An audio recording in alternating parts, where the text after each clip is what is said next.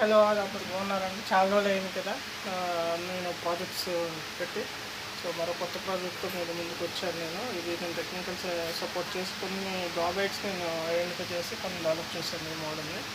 So ఈ model ఏంటంటే పంటలు అనేవి వివిధ కారణాల వల్ల మనకి సమయానికి చేతికి రా సిచ్యువేషన్స్ ఏవైతే ఉన్నాయో, ముఖ్యంగా ప్రతికూల వాతావరణం అండ్ వల్ల మనకి సమయానికి పంటలన్నీ చేతికి రాలేదు. సో ఆ యొక్క డ్రాబ్యాక్స్ మనం కరెక్ట్ చేసుకుని దానికి ఒక సొల్యూషన్ ఇవ్వాలని ఈ యొక్క సర్క్యూట్స్ని వీటిని ఇంప్లిమెంటేషన్ జరిగింది. సో ఇప్పుడైతే నేను ఈ ప్రాజెక్ట్ గురించి మీకు కనెక్షన్స్ పెట్టి వివరించబోతున్నాను. సో అది చూపిస్తున్నానండి. ముందుగా డ్రై ల్యాండ్ని చూపిస్తున్నాను, సర్క్యూట్ ఎలా వర్క్ చేస్తున్నాను అది. ఇక్కడ మీరు చూస్తే పంపింగ్ అనేది ఉంది, ఇందులోనే పంప్ అనేది చేస్తుంది, వర్క్ చేస్తుంది. చూస్తున్నారు కదండి, వాటర్ పంప్ జరుగుతుంది ఓకేనండి. అది ఎందుకంటే ఇక్కడ మీరు సెన్సార్ చూస్తే రైలో ఉంది కనుక, అదే మీరు సెన్సార్ని తీసుకుపోయి విత్ లైన్లో పెట్టారనుకోండి, మీరు అక్కడ చూడొచ్చు మోటార్ పంపింగ్ చేయడం అనేది ఆగిపోయింది. సో అగైన్ మీకు చూపిస్తున్నాను లాంగ్ షాట్లో కూడా. సో ఇప్పుడు నేను డ్రైలోకి తీసుకొచ్చాను. డ్రైలోకి తీసుకొస్తే మళ్ళీ మోటార్ అనేది పంప్ చేయడం అనేది జరుగుతుంది. ఓకే కదండి. ఏం చేస్తే మనం ఈ విధంగా మనం పంటల్ని కాపాడుకోవచ్చు. ఇకపోతే మనం ఈ స్ట్రక్చర్ మీరు చూడొచ్చు, ఈ విధంగా మనం డిజైన్ చేస్తాము. సో ఇది ఒక పంటలు వర్షాకాలంలో కూడా, అంటే ముఖ్యంగా ఈ యొక్క ప్రాజెక్ట్ గురించి ఇప్పుడు నేను కొన్ని విషయాలు తెలియజేస్తాను. ఈ యొక్క ప్రాజెక్ట్ ముఖ్యంగా ప్రధానంగా ప్రతికూల వాతావరణాల వల్ల పంట దిగుబడి అనేది సమయానికి చేరుకోకపోవడం, రెండోది పంటలు నష్టపోవడం అనేది జరుగుతూ ఉంటుంది.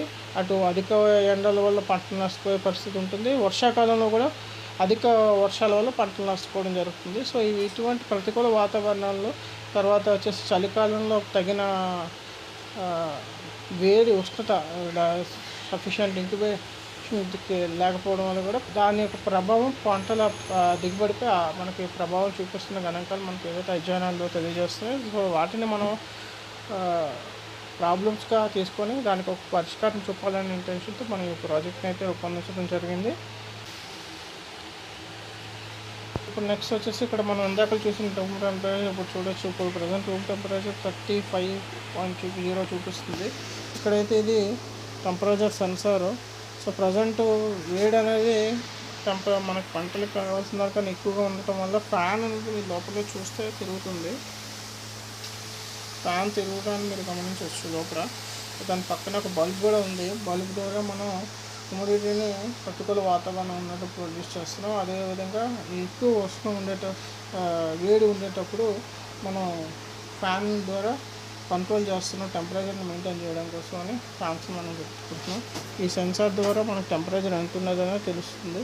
సో మనం ఇలాగ అబ్జర్వ్ చేస్తే ఆటోమేటిక్గా టెంపరేచర్ అనేది తగ్గుముఖం పడుతూ ఉంటుంది. సో ఇది అనేది మనం లో వాల్యూమ్లో చేస్తున్నప్పుడు ఉండటం వల్ల మనం ఇప్పుడు ప్రత్యేకమైన రిజల్ట్ని పొందలేము ఇన్స్టెంట్గా. సో మనకు అందుకోసం నేను ఆల్టర్నేటివ్గా లో టెంపరేచర్ని చూపించడం కోసం నేనైతే ఐస్ క్యూబ్స్ని తీసుకున్నాను. నేనైతే ఇప్పుడు ఒక ఐస్ క్యూబ్ని తీసుకున్నాను చిన్నది. మీరు లైవ్ ప్రజెంటేషన్ ఇచ్చేటప్పుడు మీ దగ్గర కూడా ఐస్ క్యూబ్స్ అవైలబుల్ ఉండేటట్టు చూసుకోండి. సో ఇక్కడ ముందుగా మనం ఇప్పుడు టెంపరేచర్ 35 చూపిస్తుంది. ఫ్యాన్ అయితే రొటేట్ అవుతుంది. దాని పక్కన బల్బ్ని కూడా చూసాము. బల్బ్ ఏ సందర్భంలో వెళ్తుంది, ఫ్యాన్ ఎందుకు ఇప్పుడు తిరుగుతుంది అనేది, ఫ్యాన్ ఇప్పుడు ఎందుకు తిరుగుతుంది అనేది మనకు ఆల్రెడీ బయట టెంపరేచర్ ఎక్కువగా ఉంది. ఆ టెంపరేచర్ అనేది మరి కాస్త పెరగకుండా కాన్స్టెంట్గా ఉండేందుకు మనం ఫ్యాన్ని యూజ్ చేస్తున్నాం. సో ఇప్పుడైతే నేను ఇన్స్టెంట్ రిజల్ట్స్ కోసం అని చెప్పి నేను ఐస్ క్యూబ్ తీసుకున్నానని చెప్పాను కదండి. సో ఈ సెన్సార్ సహాయంతో ఐస్ క్యూబ్ని ఇప్పుడు నేను ఇక్కడ పెట్టాను. సో ఈ సెన్సార్ నేను ఐస్ క్యూబ్ మీద పెడుతున్నానండి. సో పట్టుకొని మీరు చూడవచ్చు టెంపరేచర్ అనేది ఆటోమేటిక్గా చేంజ్ అయిపోతుంది. సో ఫ్యాన్ తిరగడం అనేది ఆగిపోయింది. లైవ్లో మీరు చూడవచ్చు ఫ్యాన్ తిరగడం అనేది గ్రాడ్యువల్గా ఆగిపోయి బల్బ్ అనేది ఆన్ అవ్వడం జరిగింది. సో ఇన్ దిస్ వే మనం ఏం చెప్తున్నాము అంటే, సో ఇప్పుడు 13 degrees మనకి డిస్ప్లే చూపిస్తుంది. 13 degrees ఎప్పుడు ఉంటుందని మనకి చలికాలంలో అనేది మనం చూస్తూ ఉంటాం.